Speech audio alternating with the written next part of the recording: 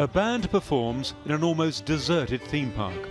This is Disneyland, normally one of Hong Kong's most popular tourist attractions. But there are no queues for the rides and other attractions today.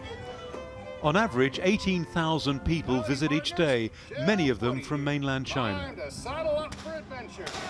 But the unrest that began on June the 9th has made it harder for Hong Kong to sell itself as a fun destination. The neighbourhood of Mong Kok has seen some of the worst violence. The Bravo Clothes Boutique on Prince Edward Road regularly has to close early, but always opens the following morning. Only the graffiti hinting at what had happened a few hours earlier. The shop faces Mong Kok Police Station, a frequent target for demonstrators. Since mid-June, business has fallen by 80%.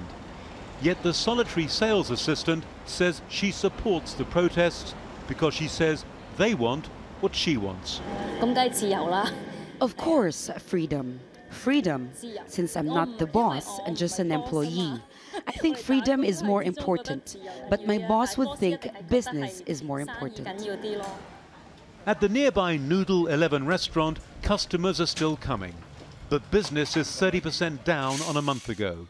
And while the owner remains confident Hong Kong's economy will recover, he's still worried.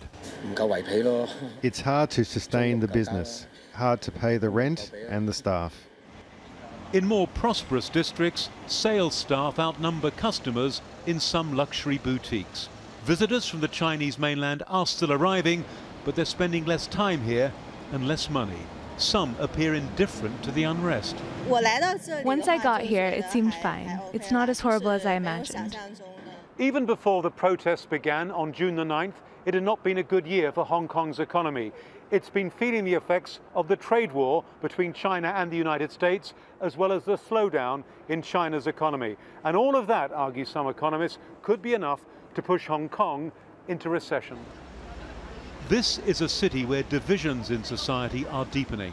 And no matter how it all ends, many people on both sides agree on one thing: Hong Kong is unlikely to be the same again. Adrian Brown, Al Jazeera, Hong Kong.